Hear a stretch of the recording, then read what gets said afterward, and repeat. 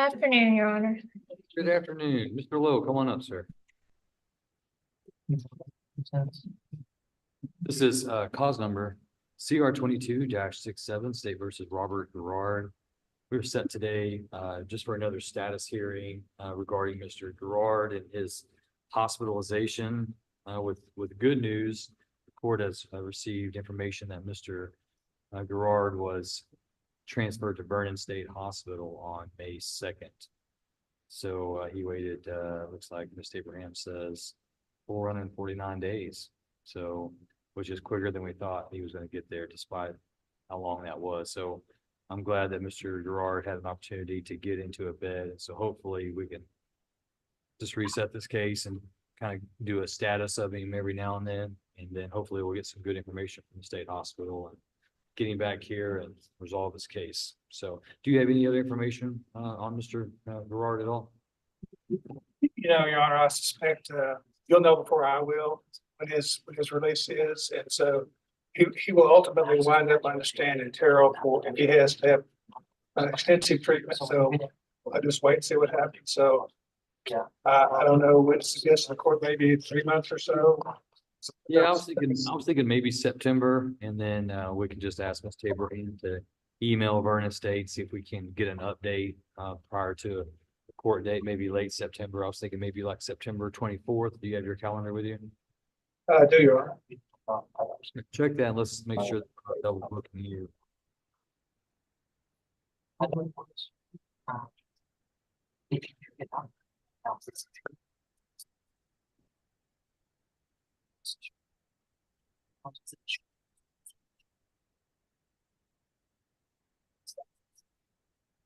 Your Honor, it's not on my calendar, but I have a jury trial in September, but I don't know the date. Can I get back to you?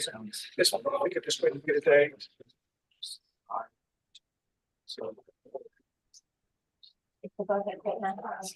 Yeah, because that should be fine. What about October? What about like October 1st or 3rd? Yeah, whatever. My calendar is clear in October so far.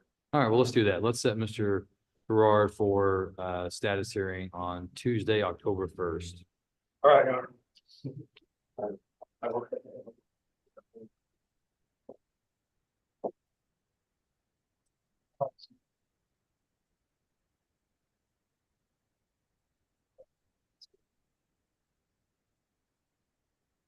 All right, thank you, Mr. Lowe. Appreciate you. Yes, sir. Okay, Your Honor, on Alejandro Valencia Ezekiel. Yeah. Um, Hang on, let me get to that. Where's that at? Can you say the name? Can you say the name one more time? Alejandro Valencia Ezekiel. No, see, I think it's Ezekiel Alejandro Valencia, but that's okay. I get where you're going now. On Mr. Manning, yes, go ahead.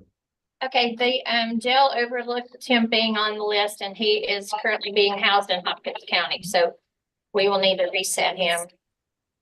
Housed in Hopkins. Do we know if Hopkins has Zoom ability at all? Not sure. Not sure. Okay, Mr. Manning, do you want me to see if I can get Mr. Valencia on Zoom today? Do you want me to see if we can call Hopkins and see if they have that ability? If so, we can do that, or we can just reset and. Yeah, it's just arraignment.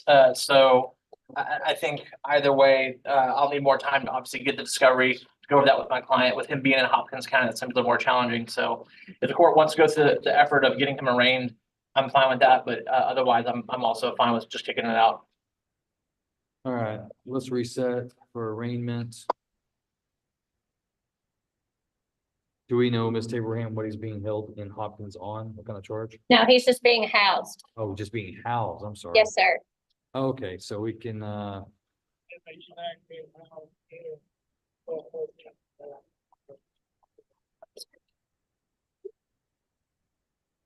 Manning, you want us to bring him back on June 13th?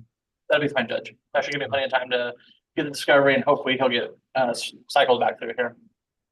All right, and Ms. Abraham, if you could just make a note with jail staff to have him back in our county on June 13th, at least for that hearing. Okay, we will.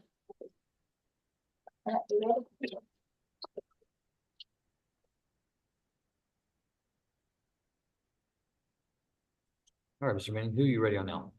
Judge, ready on Mr. Michael Edward Davis.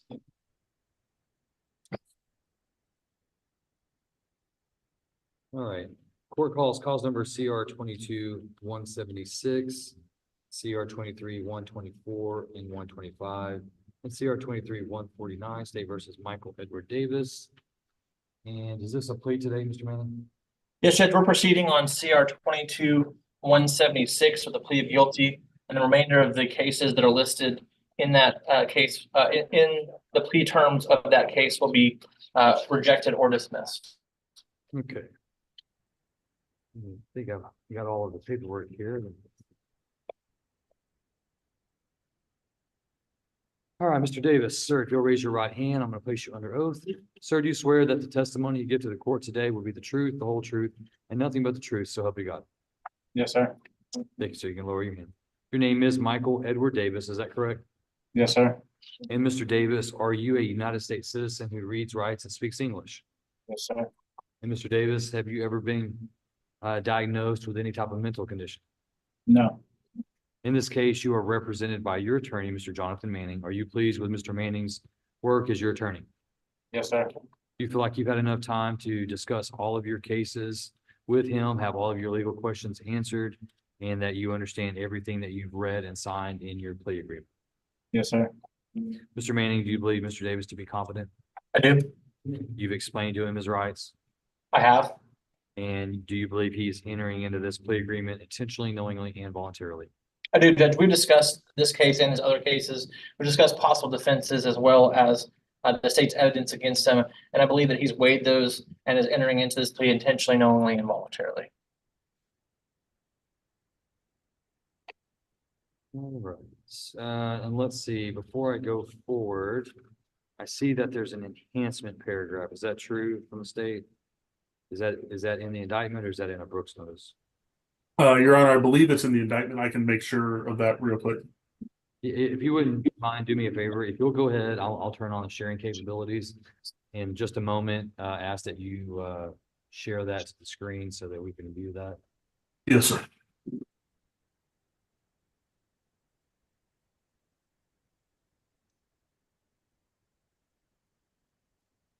All right, let's see here, Mr. Davis. I see that you are charged by indictment with a second-degree felony of fraudulent use or possession of identifying information, number of items between 10, but less than from 10 to less than 50.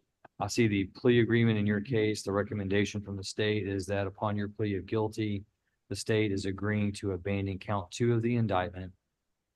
I'm assuming that that's an enhancement paragraph rather than a count, but that their recommendation is that the court review the evidence and then convict you of the offense, assess your punishment at 20 years confinement in the Texas Department of Criminal Justice, and the state is dismissing several cases, including indicted cases, CR 23-149, which is a manufactured delivery of a controlled substance, CR 23-124, evading arrest or detention with a vehicle, CR 23-125, evading arrest or detention with a vehicle, unfiled DA number DA 2022-49, forgery of a financial instrument, DA 2022-47, theft of property between $2,500 less than $30,000, and DA 2023-276, evading arrest or detention with a vehicle, and finally DA 2022-50, failure to ID fugitive. In addition to that sentence, you would have court costs of $290, reimbursement fees of $105, and you would receive 556 days credit toward your sentence for the time that you've spent in jail in this case already. So, Mr. Davis, is that your understanding of the plea agreement? Yes, Your Honor. All right, yours as well, Mr. Manning? It is, Judge. All right, then, Mr. Davis, how do you plead to fraudulent use or possession of identifying information with the number of items being 10 or greater but less than 50? Guilty. Are you pleading guilty to that crime because you are in fact guilty of that crime and for no other reason? Yes, sir.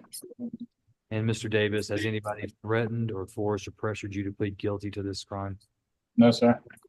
All right, the court does accept the defendant's plea of guilt. Mr. Manning, any objection to the stipulation of evidence supporting the plea?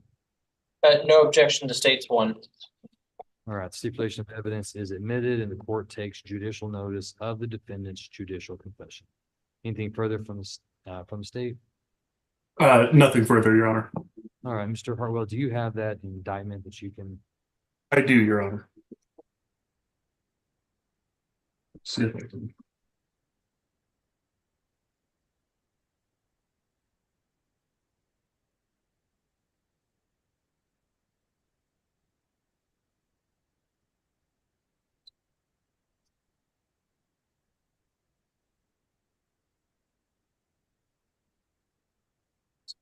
All right.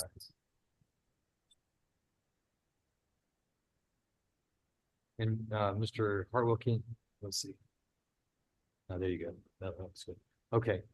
And so state, just so I'm clear, so in the plea agreement where it says state agrees to abandon count 2, there's no counts in this indictment, but I do see an enhancement paragraph 2.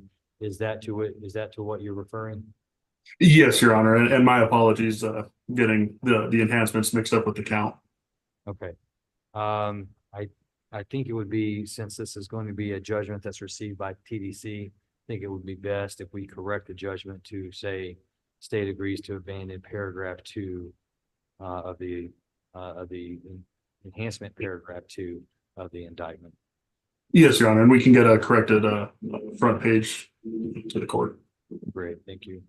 All right, so Mr. Davis, I have to ask you at this time, you see this indictment on your screen, correct? Yes, sir. How do you plead to enhancement paragraph 1? Is enhancement paragraph 1 true or not true? It's true. And has anybody threatened, forced, or pressured you to plead true? No, sir. All right, the court will accept the defendant's plea of true to enhancement paragraph 1. All right, thank you, Mr. Hartwell. You can stop your share screen if you want. Yes, sir.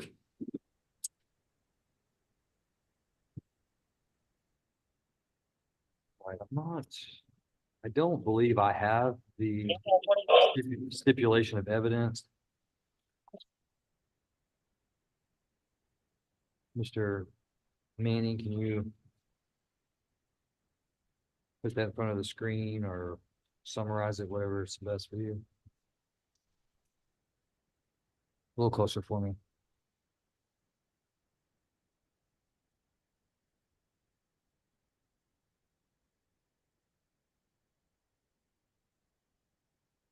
All right, thank you, sir. All right, based on the court's review of the evidence, stipulation of evidence, the court finds that there is sufficient evidence to convict Mr. Davis of this offense. The court will follow the plea agreement and recommendation of the state. Court hereby convicts Michael Edward Davis of the second-degree felony offense of fraudulent use or possession of identifying information. The court finds that the number of items used or possessed was 10 or more but less than 50. The court hereby finds that the state has abandoned enhancement paragraph 2 of the indictment. Court finds that the recommendation of 20 years in the Texas Department of Criminal Justice is appropriate. The court does assess punishment at 20 years confinement in TDCJ. The court also orders Mr. Davis to pay court costs of $290 and reimbursement fees of $105. And the court awards Mr. Davis 556 days credit towards his sentence for the time that he has already spent in jail on this case. And the court does dismiss under section 1245 all cases identified in the terms of the plea agreement. All right, Mr. Davis, you're hereby remanded to the custody of the sheriff so he can carry out the terms and conditions of the sentence. I'm gonna have you step over to be fingerprinted. Good luck to you, sir. Thank you.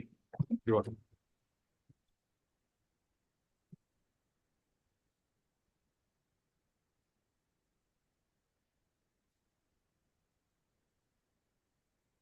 Mr. Schmidt, what do we owe this special privilege and honor?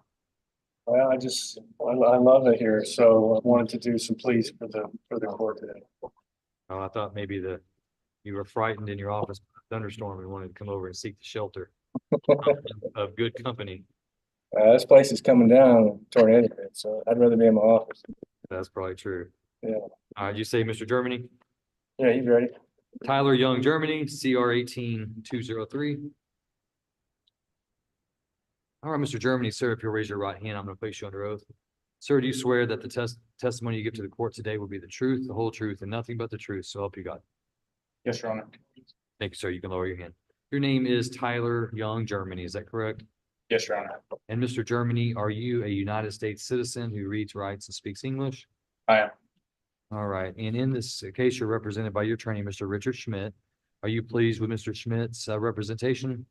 Yes, I am, Your Honor. Do you feel like you've had enough time to discuss your case with him, have all of your legal questions answered? Yes, I do. Is there anything about the plea agreement you reached with the state and the paperwork that you signed that you do not understand?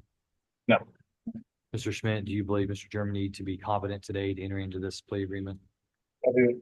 And do you believe he's doing so intentionally, knowingly, and voluntarily? Yes. Does your client waive the formal reading of the state's motion to adjudicate? We do. And is your client pleading true to all counts alleged? Yes, sir. Okay, let's see. I don't have that motion, so let me just 1 second. Let me go pull it up.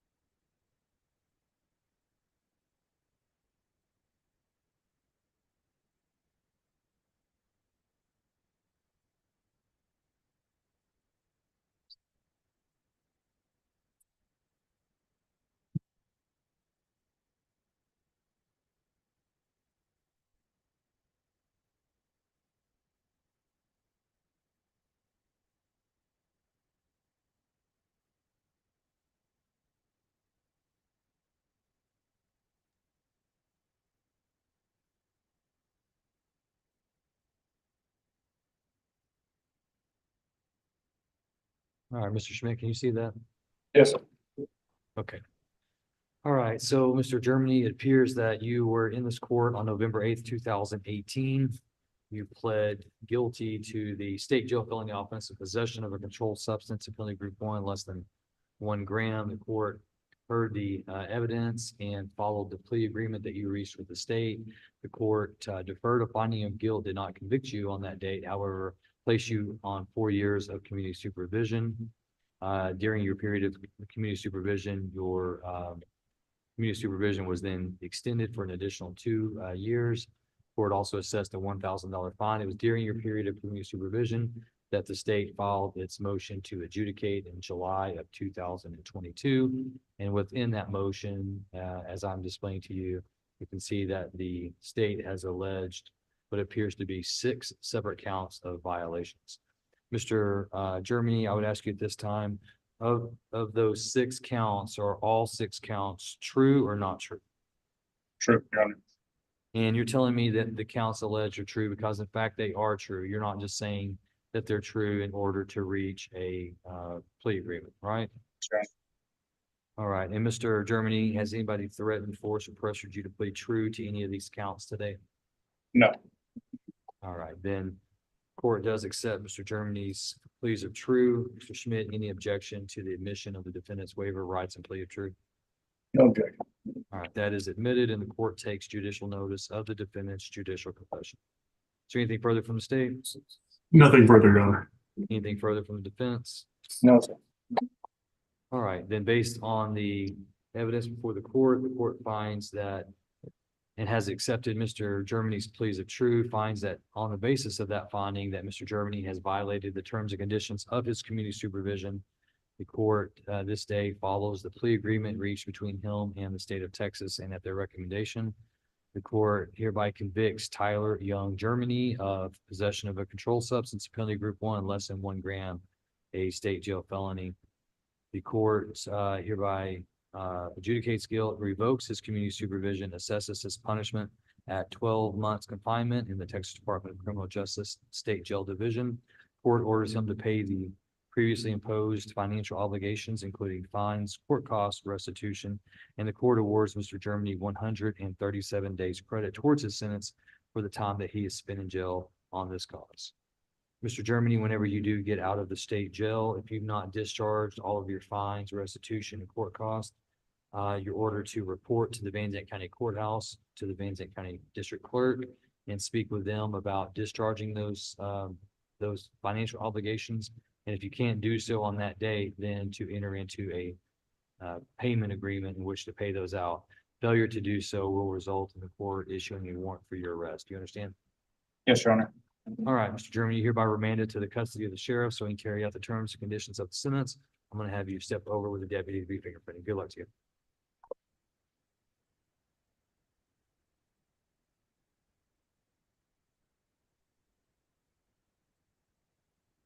All right, Mr. Schmidt, are you ready on your next client? Is that Daniel West or Zachary? Yes, sir. Daniel West? Yeah.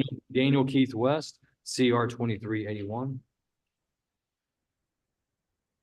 All right, Mr. West, we still going forward with the plea today, Mr. Schmidt? Yes, sir.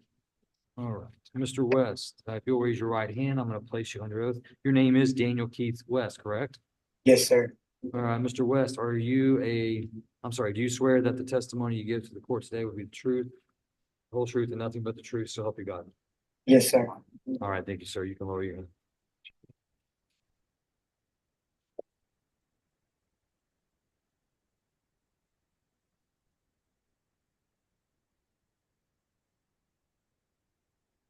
All right, I don't have the motion in this one either. Give me a second. Let me pull that up.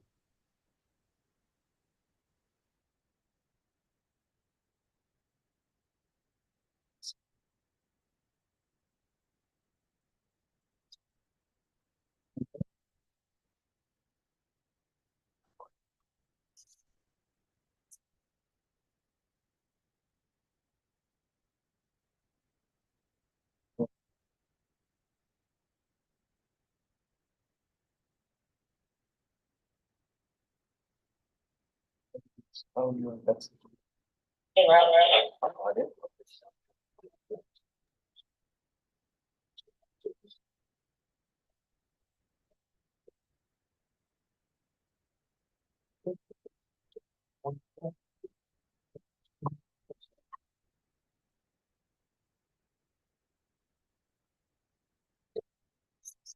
All right, Mr. West, you appeared before this court on January 25th of 2023. You pled guilty to burglary of a habitation, a second-degree felony. The court heard the evidence in your case. The court then followed the recommendation of the state and your plea agreement.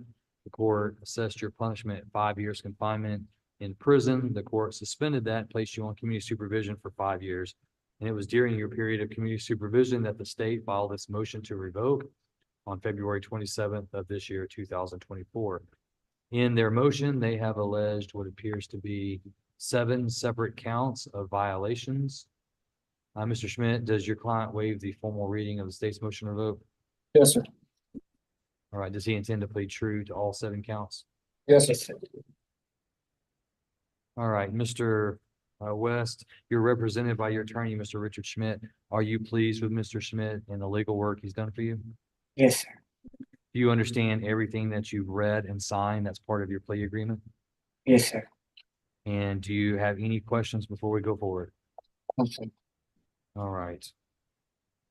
All right, Mr. West, I'm going to ask you at this time, how do you plead to those 7 counts alleged in the state's motion? Are those counts true or not true? True. And you're telling me that each one of those counts is true because in fact, what is alleged in those counts is in fact true. You're not just saying that to get a plea agreement, correct? Correct. All right. Court will accept Mr. West's pleas of true. Mr. Schmidt, any objection to the admission of the defendant's waiver of rights and plea of true? No objection. All right, that's admitted into evidence. The court does take judicial notice of the defendant's judicial confession. Mr. Schmidt, I didn't ask you. I know that you would have stopped me, had you had any concern regarding the defendant's competency, but I'll ask you at this time. You do believe that Mr. West is competent and that he is entering into this plea intentionally, knowingly, and voluntarily? I do, Judge. It's my understanding that Mr. West has been previously diagnosed with mental illness. He's currently receiving medication. I've talked to him about those issues. I believe him to be competent. I also believe that he knows fully what's going on and the consequences of his plea. Thank you, Mr. Schmidt. All right, then, Mr. West, based on your judicial confession to the allegations, the court's going to find each one of those to be true. And based on that, the court's going to find that you have violated the terms and conditions of your community supervision. Court will follow the plea agreement that you've reached with the state. The court hereby revokes your community supervision, assesses your punishment at 3 years confinement in the Texas Department of Criminal Justice, orders you to pay the balance of your financial obligations, including court costs and restitution. And the court awards you 292 days credit towards the sentence for the time that you've already spent in jail on this case. Mr. West, whenever you do get out of prison, if you've not already discharged your court cost and your restitution, I need you to report to the courthouse to pay those at once. And if you can't afford those in full, you can work out a payment plan and the county will work with you. If you don't do those things and you leave your court costs and restitution owing, then the court is likely to issue a warrant for your arrest.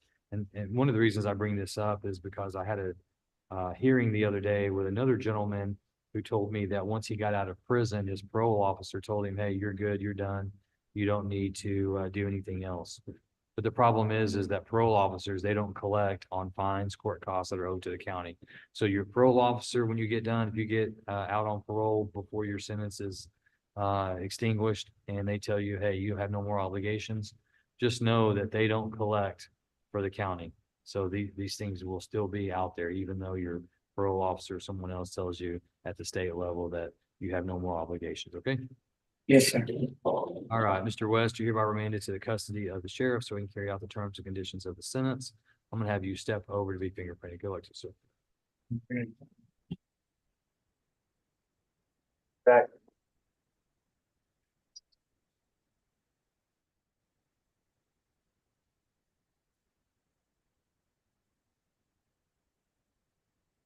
All right, is this Mr. Wooten? Yes, sir. All right, this is cause numbers CR 22-55 and 56, State of Texas versus Zachary Taylor Wooten. Mr. Wooten, sir, if you'll raise your right hand, I'm gonna place you under oath. Do you swear that the testimony you give to the court will be the truth, the whole truth, and nothing but the truth, so help you God? Thank you. Go lower your hand. Just make sure you speak up loudly and clearly for me. Let's see. I have your motion.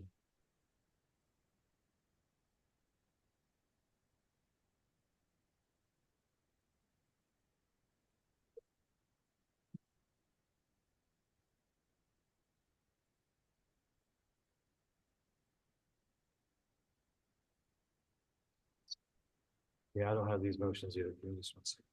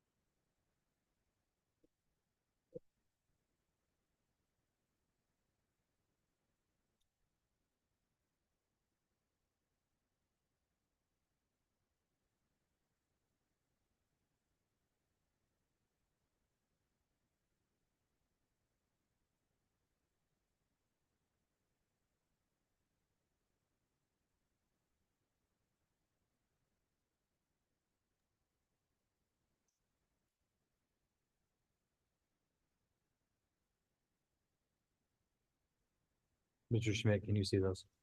Yes, sir. Your head's in the way of one of them, which is kind of cool. Let me, You're duck it. floating. How about now? That'll work, that'll work. Give me just a second.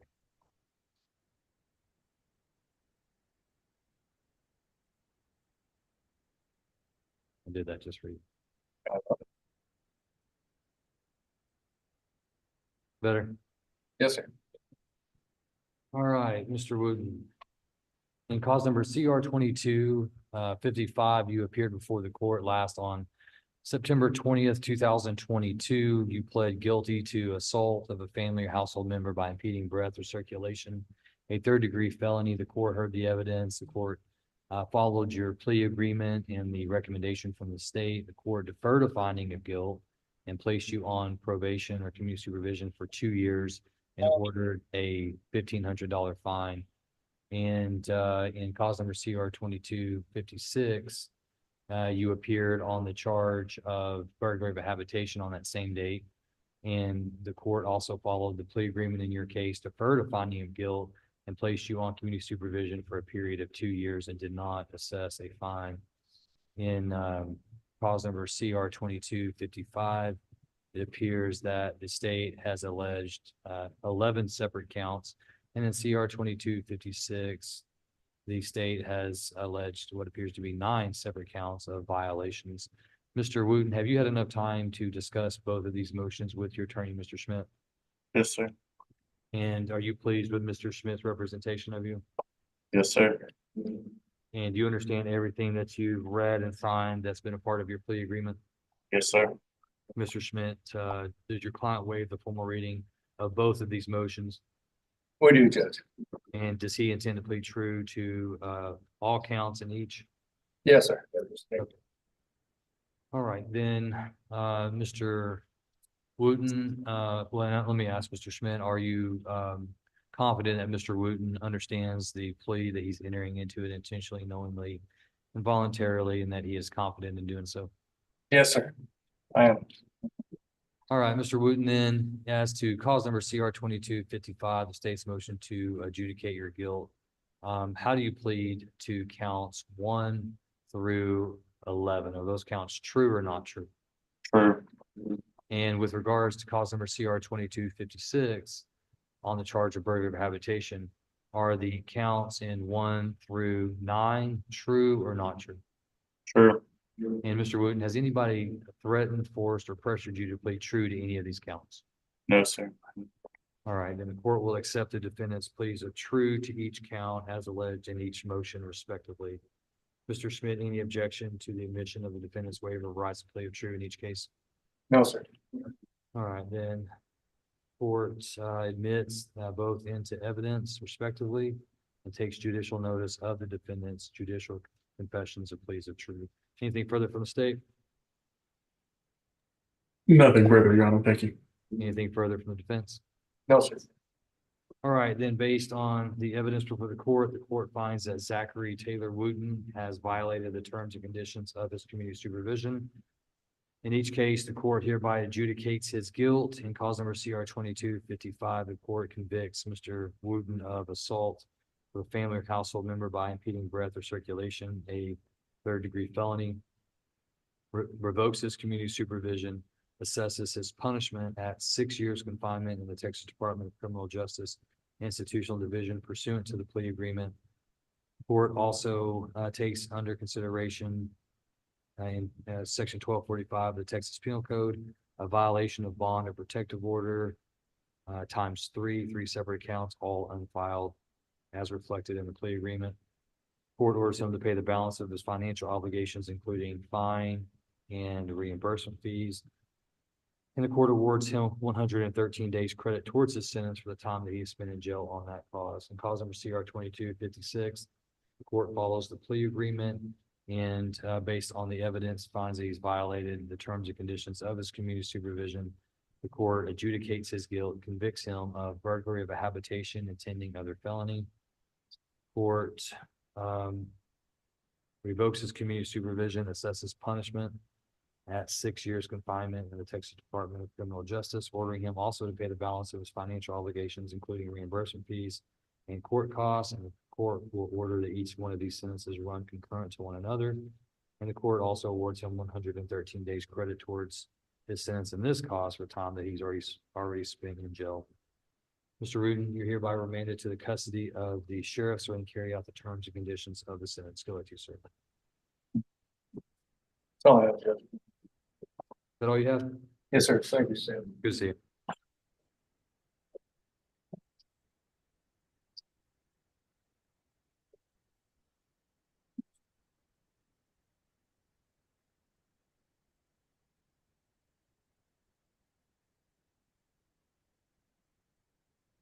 Who's next, Mr. Rand? Mr. Mulder's ready on, Carl Caver. Good afternoon, Mr. Mulder. Are you Judge? Doing well. How are you? I'm all right. This is cause number CR 22-89, State of Texas versus Carl Claude Caver. Mr. Caver, sir, if you'll raise your right hand, I'm going to place you under oath. Sir, do you swear that the testimony you give to the court today will be the truth, the whole truth, and nothing but the truth, so help you God? Yes, sir. Thanks, sir. You can lower your hand. All right, Mr. Caver, are you a United States citizen who reads, writes, and speaks English? Yes, sir. And have you, I'm sorry, go ahead. On the 22-00089, we've had an updated judgment for 15 instead of 16. Other than that, everything's 15, okay. yes, sir. Any other changes? No, sir. Is the credit time still accurate, 702 days? Yes, sir. Okay, good, very well. Mr. Caver, you're represented by your attorney, Mr. Christopher Mulder. Are you pleased with Mr. Mulder's representation of you? Yes, sir. Feel like you've had enough time to discuss your case with him, have all of your legal questions answered, Sir. and do you understand everything that you've read and signed in your plea agreement? Yes, sir. Is there, you have any questions before we go further? No, sir. Mr. Mulder, do you believe Mr. Caver to be competent? Yes, sir, he is. And do you believe that he's entering into this plea intentionally, knowingly, and voluntarily? Yes, sir, I do believe so. All right, Mr. Caver, you are charged with a second-degree felony offense of bail jumping and failure to appear on a felony. A second-degree felony does have a range of punishment of not less than 2 years in prison or more than 20 years in prison and carries an optional fine not to exceed $10,000. I also believe that there's an enhancement paragraph contained in your indictment. Let's see, I've not been provided that, Mr. Hartwell. Can you provide that? Yes, Your Honor.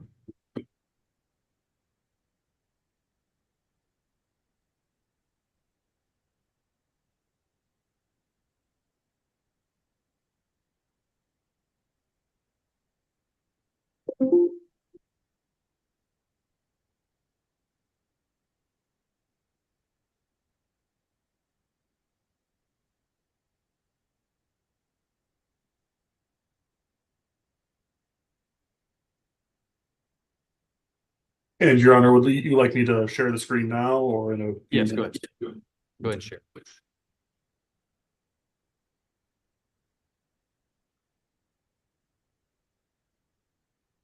All right, can you go ahead and make that larger? Just fill the screen with it. Thank you, that'll work. All right, Mr. Caver, go ahead and scroll down to the bottom. All right, Mr. Caver, down here in the indictment in your case, the state has alleged enhancement paragraphs increasing the potential punishment range that you would face.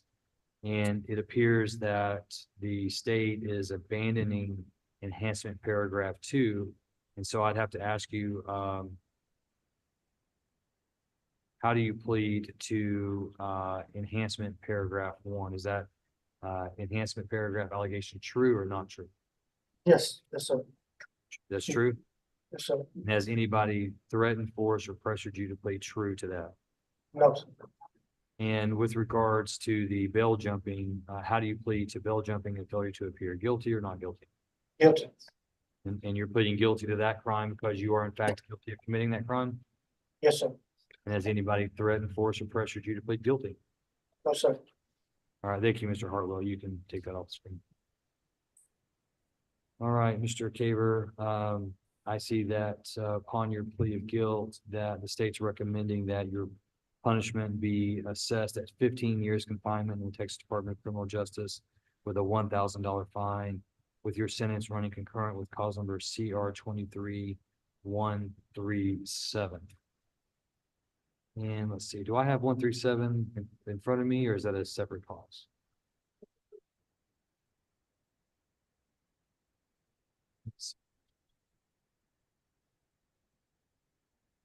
And in cause number CR 23137, you are charged with a second-degree felony offense of unlawful possession of firearm by a felon.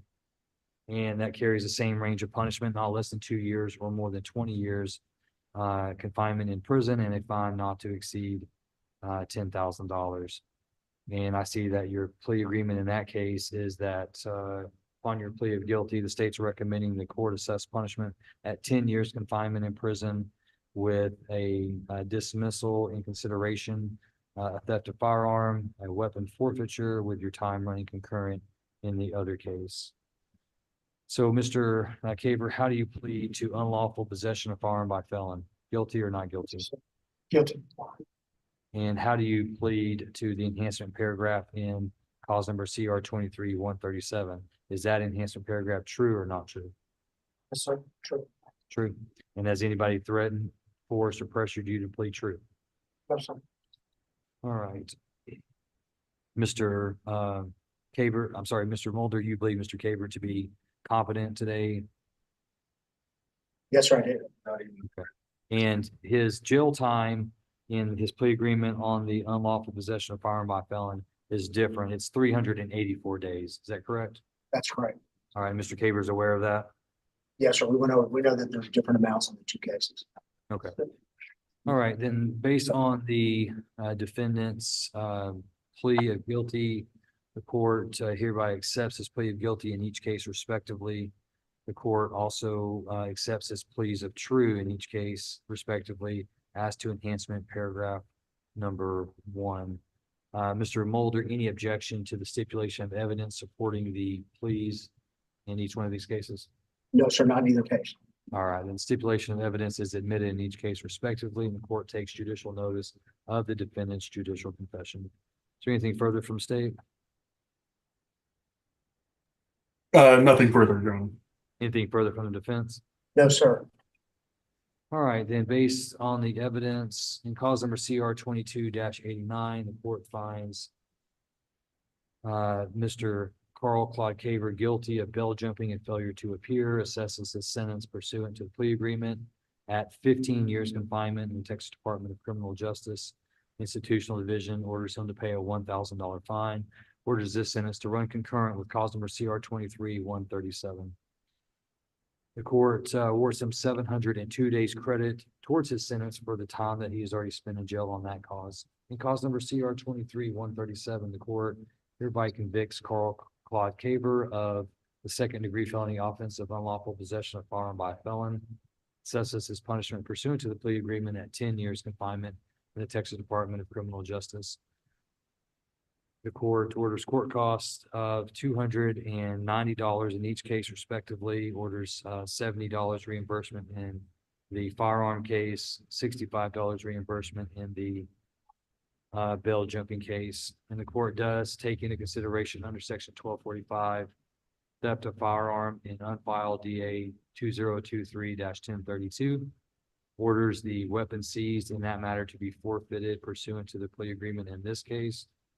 And the court does order his sentence to run concurrent with cause number CR 2289. And the court awards Mr. Caver 384 days credit towards his sentence for the time that he spent in jail on this case. Mr. Caver, you're hereby remanded to the custody of the sheriff so he can carry out the terms and conditions of the sentence. Please step over with the deputy to be fingerprinted. Thank you, Mr. Mulder.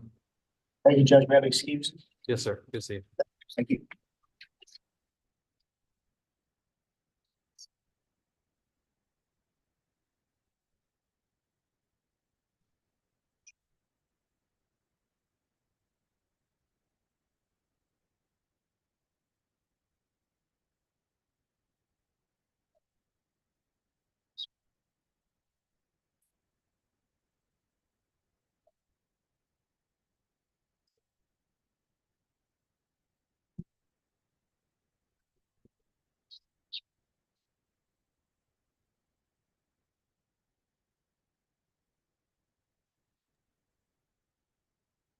Ms. Abraham, do we have anyone else ready? Let me ask Mr. Manning. Okay. Just a-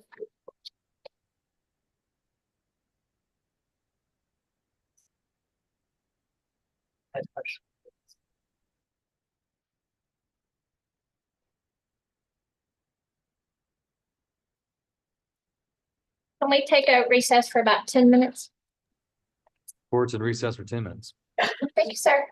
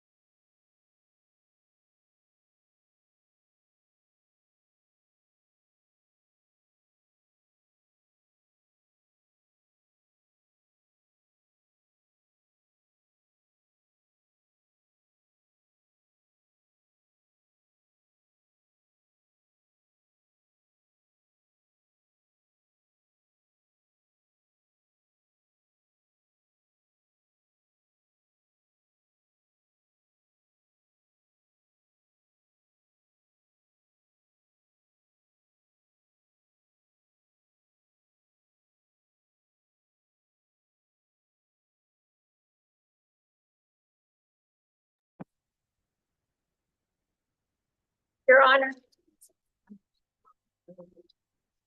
Yes. we're ready.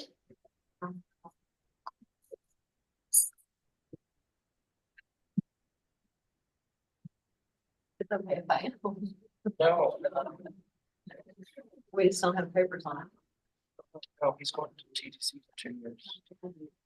What?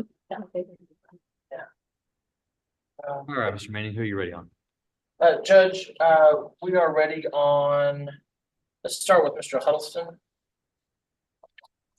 All right, Michael Ray Huddleston, CR 23-136, CR 23-234, CR 23-235. Mr. Huddleston, sir, if you'll raise your right hand, I'm going to place you under oath. Sir, do you swear that the testimony you give to the court today will be the truth, the whole truth, and nothing but the truth, so help you God? Yes, Your Honor. All right, thank you, sir. You can lower your hand. Let me just look through your paperwork real quick. And Judge, as you're looking, I don't know, I don't see it on the judgment itself, but attached to my paperwork is a motion to dismiss on CR 23-234, as well as a rejection or disposition in unfiled case number 20, DA 2023-0857. Do you have the paperwork as well? Yes, sir, I do. Perfect. Thank you, Judge.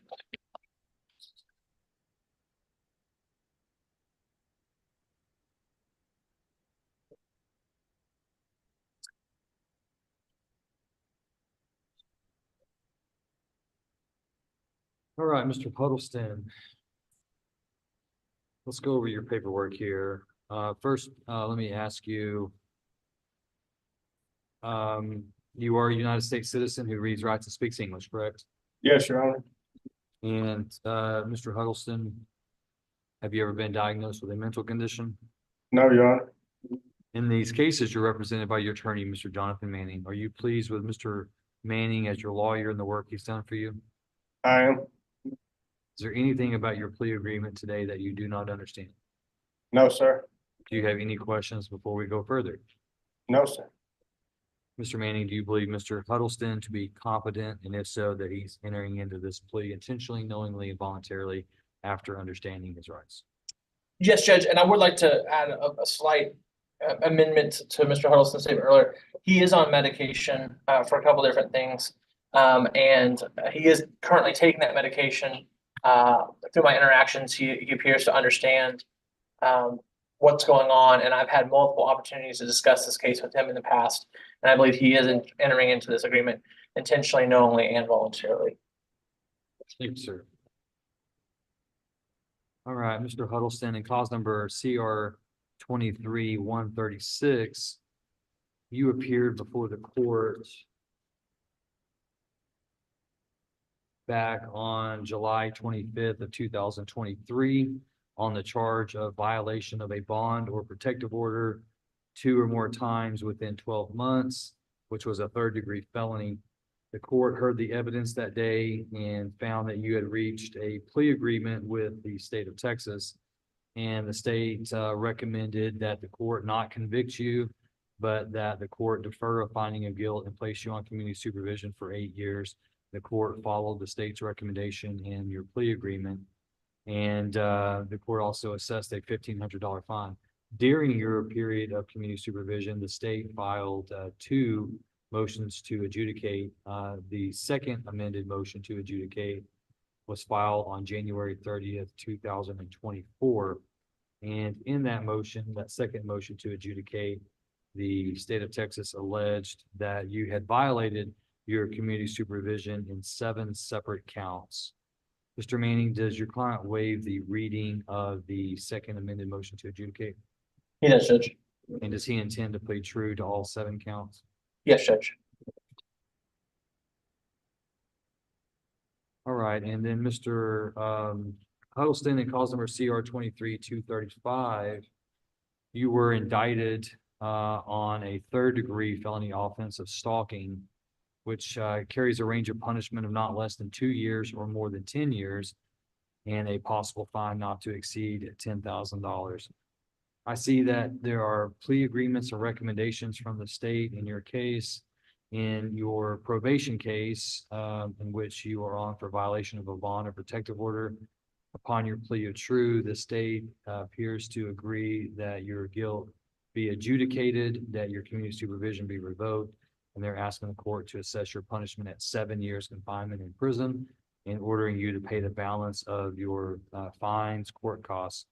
In addition, you would receive 222 days credit towards your sentence in that cause. In the newer cause, CR 23-235, on the charge of stalking, the state's recommending, upon hearing the evidence, that you be convicted, that you be sentenced to 7 years confinement in prison, also with court costs and reimbursement fees, and receiving 146 days credit time for towards your sentence for the period you've already been in jail on that cause. So, Mr. Huddleston, is that your understanding of the plea agreement in each case? It is, All right, that's what you're asking the court to approve today? yes. All right.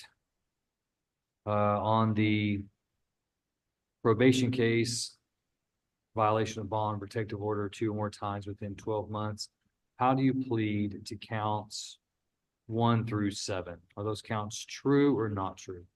True. And you're telling me that each one of those counts are true because what is alleged is in fact true. You're not just pleading true to get a plea agreement. Is that correct? Yes, Your Honor. Okay. And in regards to the stalking case, how do you plead to stalking? Guilty or not guilty? Guilty? And are you pleading guilty to that crime because you too are guilty of committing that crime? Yes, Your Honor. And has anybody threatened, forced, or pressured you to plead guilty or plead true in either of these cases? No, Your Honor. All right, the court will accept the defendant's plea of true and cause number CR 23-136 to each count as alleged. Court also accepts the defendant's plea of guilt as to the crime of stalking. Mr. Manning, any objection to the admission of the stipulation of evidence and the defendant's waiver of rights and plea of truth? No objection.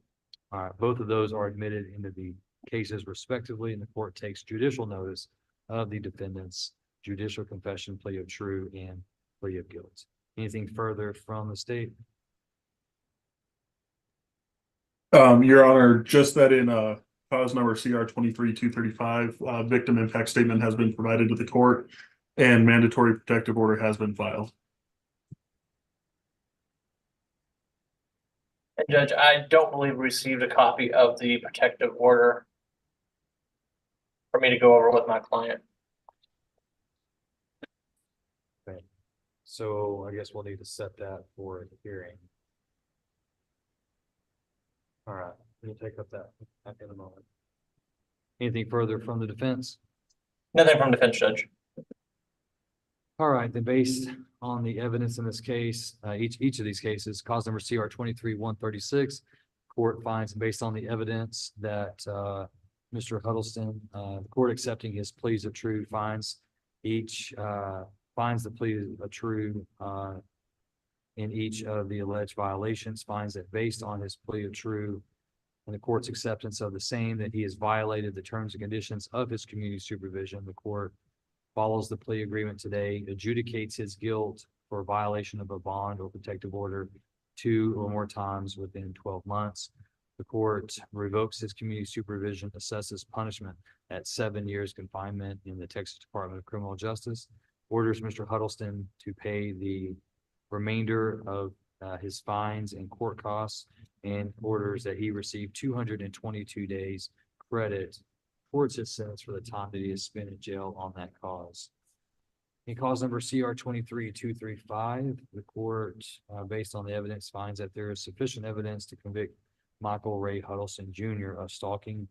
The court follows the plea agreement, assesses punishment at 7 years confinement in the Texas Department of Criminal Justice, orders that he pay court costs of $290 and reimbursement fees of $70. And the court orders that he is awarded 146 days credit towards his sentence for the time that he's already spent in jail on that case as well. Court finds in cause number CR 23-234, the state has filed a motion to dismiss. The court hereby grants that motion to dismiss. And the court notes for the record that unfiled cause, DA cause number, DA 2023-857 regarding an unfiled violation of bond or protective order from March 18th of 2023 was rejected due to the defendant's plea in the cases at bar. So the court's going to note that for the record. All right, Mr. Huddleston, you're hereby remanded to the custody of the sheriff so he can carry out the terms and conditions of the sentence. Before we fingerprint and adjourn, the state has filed a protective order. Is that something that's agreed? Just you've not had time to go over, Mr. Manning, or is this something that's not part of the agreement in these cases?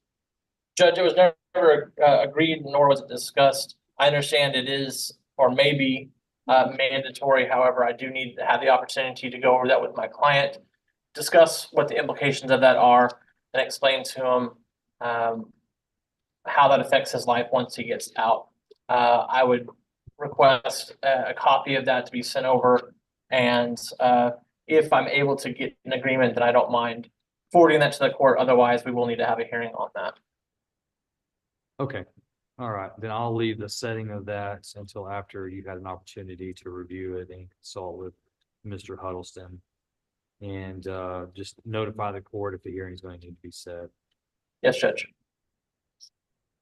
All right, for the record, the court has reviewed the victim impact statement, and the court is signing the victim impact statement tracking form, and I'll return that to the state of Texas.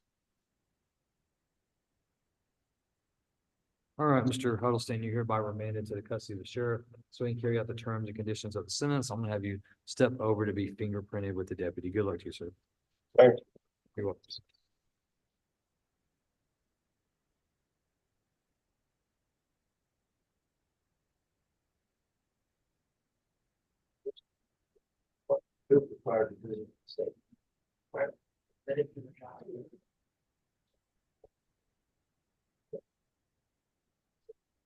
So other than my kid, I couldn't get covered by have a hell of a long raising kid. I'll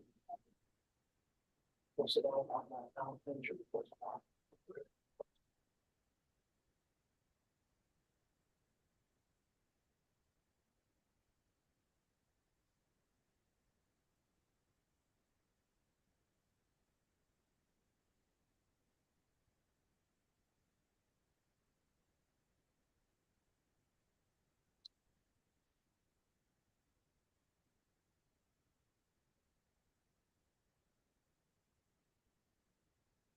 All right, Mr. Manning, who are you ready on now?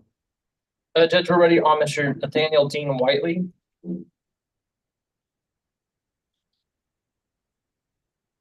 All right, this is cause number CR 1934, State versus Nathaniel Dean Whiteley.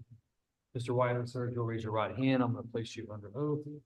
Sir, do you swear that the testimony you give to the court today would be the truth, the whole truth, and nothing but the truth, so help you God? I didn't hear you, but I saw your lips move. Can you just say it a little louder? I do. Thank you, sir. Okay, you can lower your hand. All right, Mr. Whiteley. And Judge, the paperwork you have has since been amended and corrected. And if you'd like, I can point out those. Yes, sir, please. On the front page of the judgment, the total jail time credit was determined to be 323 days credit. Mr. Whiteley was housed outside of Van Zandt County for the majority of the time, if not all the time that he spent on this case. He was housed in both TDC, Henderson County, as well as Kaufman County. And we've done our best to track those incarcerations and when the warrants were applicable and when they were not. My client has agreed to this number.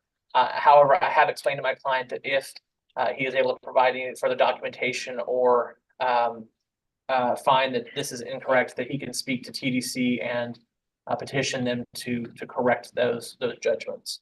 Additionally, Judge, on the next page, under the particular conditions violated, the list includes B, D, M-2 O and V state as abandoning count 5, which is condition A. That is a still pending offense in Kaufman County. Other than those two corrections, I believe the paperwork is correct. All right, the state, you're abandoning count 5. Yes, Your Honor. All right. All right, thank you, Mr. Manning. All right, Mr. Whiteley, you appeared before the court on August 26, 2021.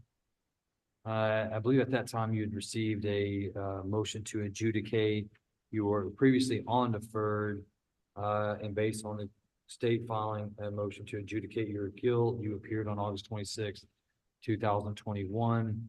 Based on the evidence at that time, you were then convicted of the offense of injury to a child, elderly, or disabled with intent to commit bodily injury, a third-degree felony. Punishment that day was assessed pursuant to a plea agreement that you reached with the state at 7 years confinement in prison and a $2,000 fine. The court then suspended that sentence and placed you on probation for 2 years. And during that probationary period, the state filed an amended motion to revoke. And in that count, in that alleged multiple counts, they alleged counts 1, 2, 3, 4, 5, and 6. And the court finding that the state has abandoned count 5. Have you had enough time to review that with your attorney, Mr. Manning? Yes, sir, I have. And are you satisfied with Mr. Manning and the work he's done for you as your lawyer? Yes, sir, I am. All right. And Mr. Manning, do you believe Mr. Whiteley to be competent today He is, Judge. and that he's entering into this plea agreement intentionally, knowingly, and voluntarily? He is. We have discussed this case both over the phone as well as in person, both here and in Kaufman County. I've gone over his options, and I believe that these represent an intentional, knowing, and involuntary waiver of a hearing and acceptance of a plea in this deal. And does your client waive the formal reading of the state's amended motion to revoke? He does. Right. All right, Mr. Whiteley, understanding the plea agreement today, which is upon your plea of true to counts 1, 2, 3, 4, and 6, I believe.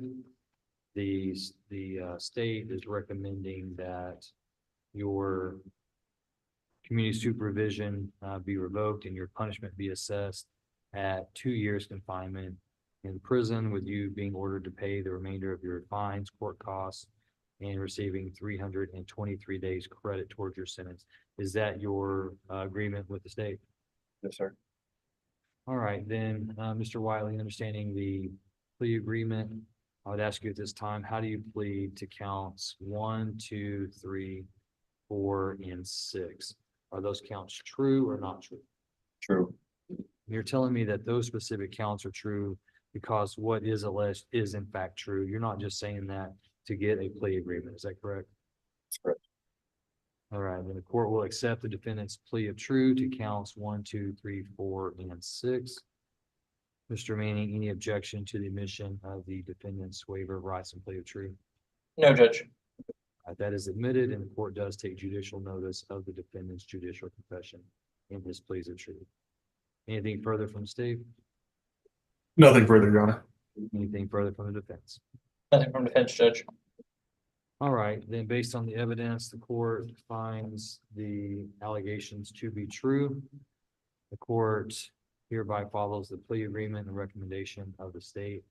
The court adjudicates, the court revokes the community supervision of Nathaniel Dean Whiteley, assesses his punishment at 2 years confinement in the Texas Department of Criminal Justice, orders him to pay the balance of his financial obligations, and awards him 323 days credit towards his sentence for the time that he spent in jail on this case.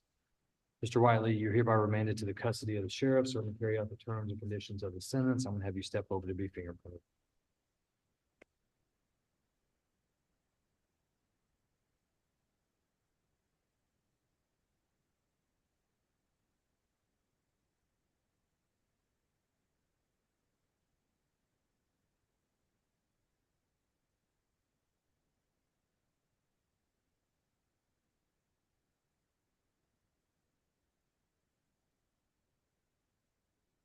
You ready on anyone else, Mr. Mann?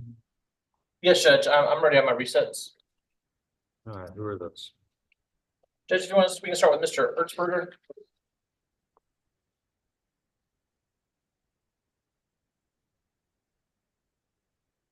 All right, this is cause number CR 24-69, State versus Jacob Thomas Ertzberger for arraignments.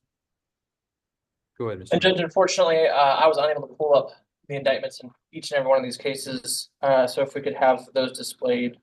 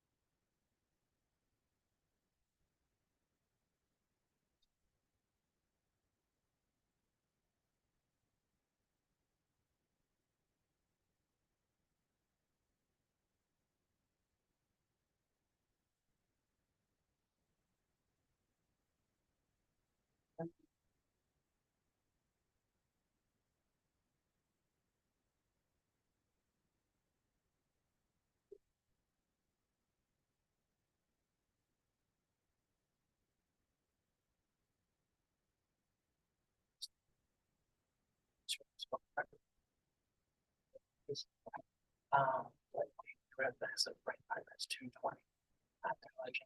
So. Two. Winchester $2.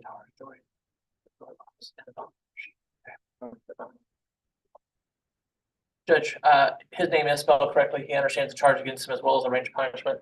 Pleads not guilty this time. We request to be set on the pretrial docket. All right, the court finds that Mr. Ertzberger has waived the formal requirements of arraignment. Court enters his plea of not guilty into the record, sets this matter for pretrial hearing.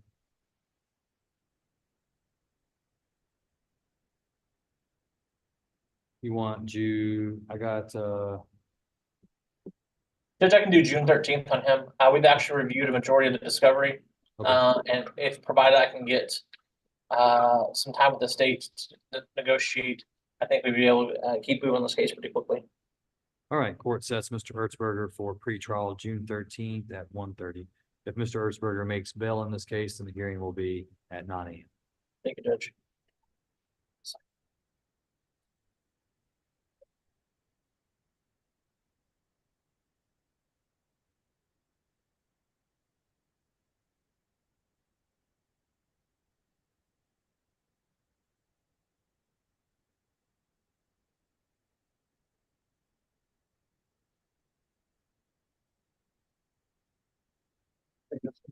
Tomorrow or next Friday. Judge, next ready on Jean-Luc Hansen. All right, cause number CR 24-73, State versus Jean-Luc James Hansen for arraignment. Do you need the indictment on this one as well? Yes, please, Judge. Stand by.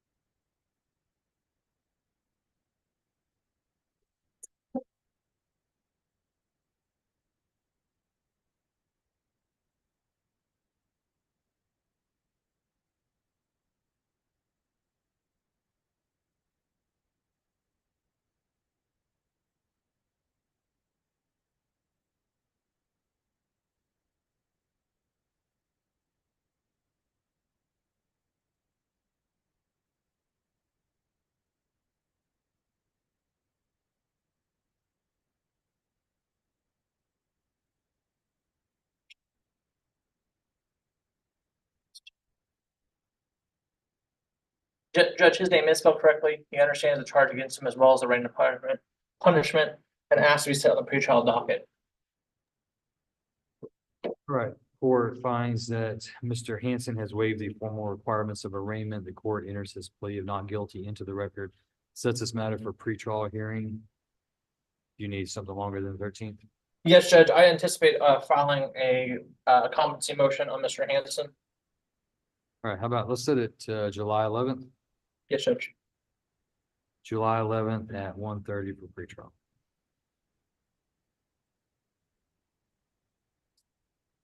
Just-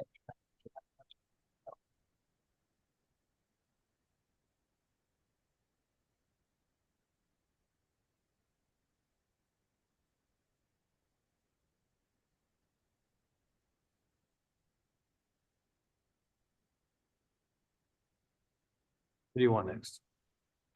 Judge, ready on Mr. Garrett Joslin. Garrett Lee Joslin, CR 24-86. For arraignment. And Judge, I don't think we'll need to pull this one up.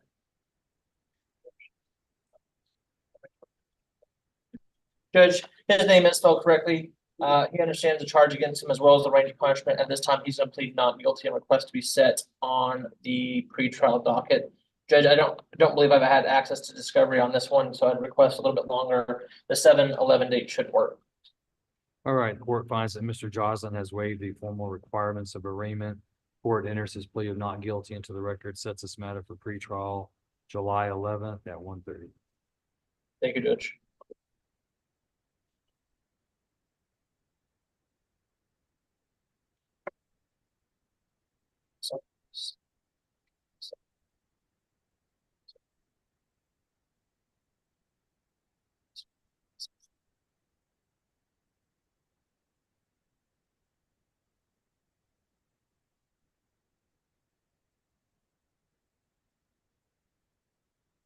Who do you want next? Judge, next ready on Mr. Parks, Joseph Parks. Joseph Leon Parks, CR 22-192. Motion to adjudicate or revoke. Judge, we're gonna, at this time, we need to set for a contested hearing.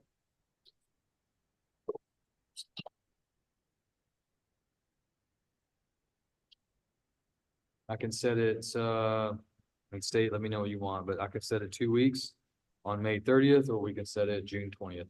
Judge, my understanding is the state's witness will not be available on the 30th. So while we would probably prefer that, I think it'd probably be a bit unfair to the state. The state, is your witness going to be available on June 20th? Your Honor, I'm pulling up that case now. Thank you. Is this a case involving Miss Mewburn? No, Judge, this is a case involving Ms. Matura, Officer Matura.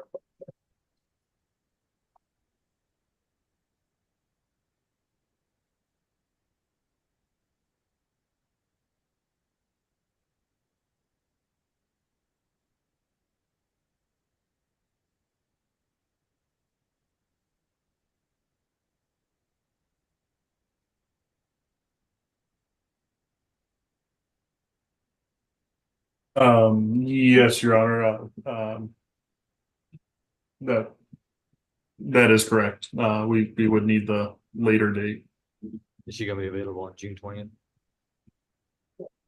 Judge, my understanding from the probation office is she will be available on the 20th. All right, court sets Mr. Parks for contested hearing June 20th at 1:30.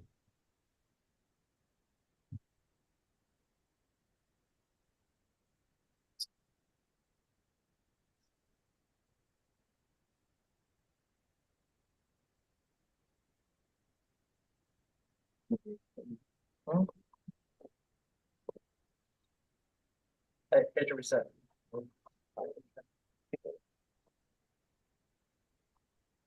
Who's next? Judge, I think the last one I have is Mr. Sprouse, Michael Sprouse. We also have Amber Simpson. I do have Amber Simpson. I like just a moment before I make an announcement on her, see if I can't get something figured out. All right, cause number CR 23-17, State versus Michael Raymond Sprouse for docket call. Good, Mr. Mayor. Judge, I have met with Mr. Sprouse, gone over the discovery. I've had multiple meetings regarding the state's offer. State made an offer for time on this case. I discussed options for lesser included offenses or some other type of resolution. But the state was firm in their offer for time. My client does not want to avail himself of that offer. However, he has indicated to me that he also does not want to go forward at trial at this point. And so, correct me if I'm wrong, he wishes to make a not ready announcement at this point in time. I explained to him that the court has set him for final docket call today, and that absent some compelling reason other than us unable to reach negotiations to a point that were satisfactory to him, that the court was most likely going to set us for jury selection. I've explained to him the pros and cons of jury selection and what we have. What I think are some defenses to the case. There is some exposure that I've discussed with him that he'd be looking at on this particular case. So there's no reason for the not ready other than he hasn't received an offer that he's willing to accept. Well, Judge, I have not gotten a rejection from him on the offer that's been made. I believe my client faces what many people call analysis paralysis. He's unable to take the information that he's been given and come up with a solution or an answer for me to convey to the court at this point in time.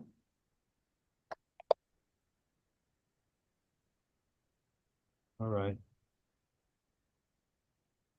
Court did, all of the things that you have stated, Mr. Manning, are correct. Your summarization of what the court would do is correct. And so the court not hearing that there's any announcement by the defense of requesting a jury trial or requesting a plea agreement, and not hearing the state wanting to tender a motion to dismiss, the court's left with setting this for jury trial. We'll set jury trial beginning Monday, June 3rd. Obviously, Mr. Sprouse will not be tried on Monday, June 3rd. However, he will be on the court's rolling trial docket until his case is reached for trial. And we'll send you new notices each time the jury selection date changes. Yes, Judge.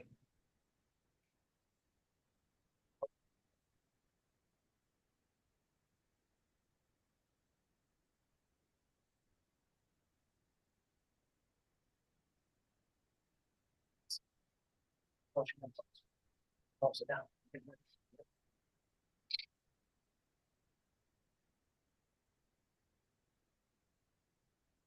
All right, you said you need some more time with Ms. Simpson. Judge, just a couple minutes. That's fine, no problem. We'll stand in recess.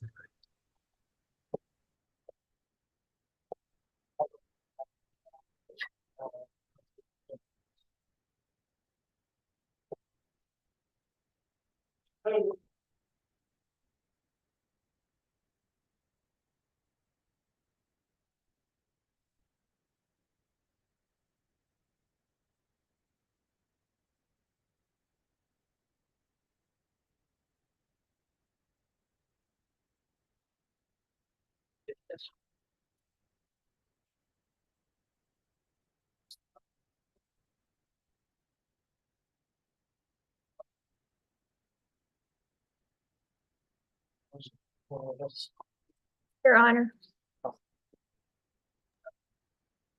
Your coordinator. Did you see my text?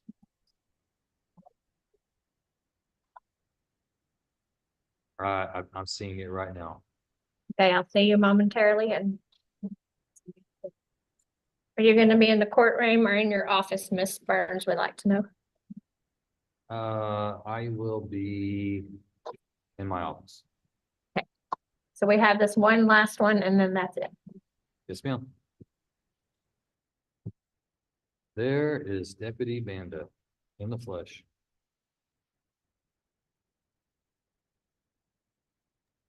Well, how did things go? This way or this way? Went this way? Oh, for one. For which one? You know what I'm talking about. Yeah. Oh, so we went from here to here? Yeah. What does that mean? Thought it's good. You thought it was good? Excellent. I'm glad to hear that. Did you see the game last night? The Mavs game? The Rangers? Oh, no, no. Were you on the Jumbotron or something? I was trying to be on there. No, I was busy watching the Maverick game. We went 4-0. Pretty good. Pretty good. They're working on that. We'll be back.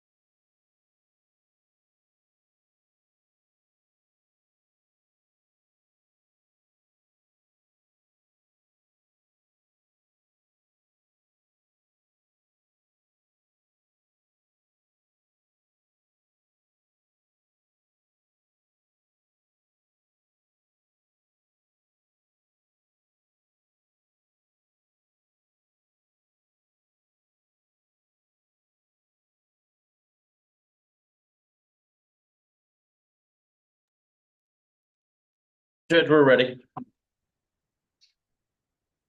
All right, Ms. Simpson, if you'll come forward.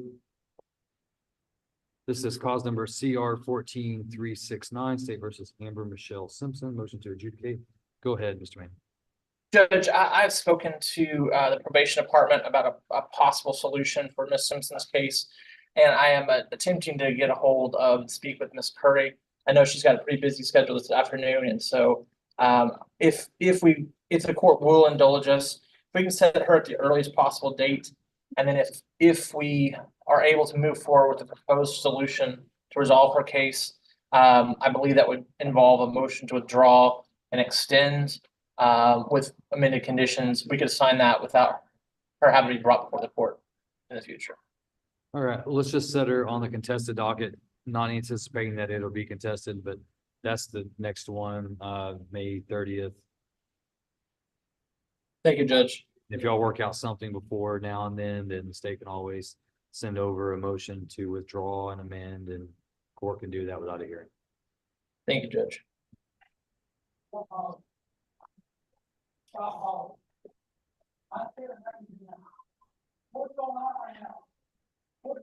Sorry.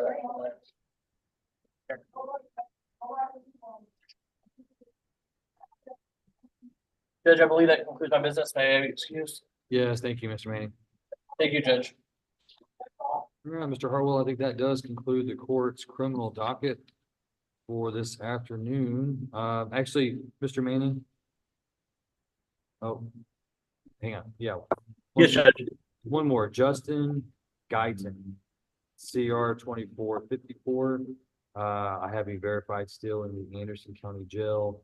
I know that he's set for trial August 5th in Anderson County. Do you know anything more about that, Mr. Manning? That's news to me, Judge. All right. State, do you know anything more about that? This is the first I've heard about it, Your Honor. I'm sorry. All right, so I'm sure Ms. Taberhan's probably just pulling that offline, but let's reset Mr. Guyton for arraignment on August 13th. No, I'm sorry, August 15th. It's a Thursday. I know that's setting it out, but we'll let him conclude his business in Anderson. If for some reason the state needs him before they take him to trial, then file a request for a bench warrant. Thank you, Your Honor. All right, thank you, Mr. Manning. Sorry about that. That does now conclude the court's afternoon docket. Judge, was that August 18th or 15th? That's going to be August. Did I say 18th? If I did, I meant to say 15th.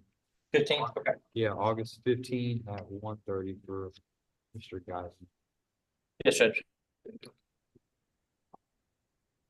What is it? 15th. August 15th. Judge, may I be excused? Yes, you're excused. Let's see if I do this again. I believe that concludes the court's criminal docket for this afternoon, Thursday, May 16th, 2024, the year of our Lord. And we are hereby adjourned. Thank you, gentlemen. Thank you.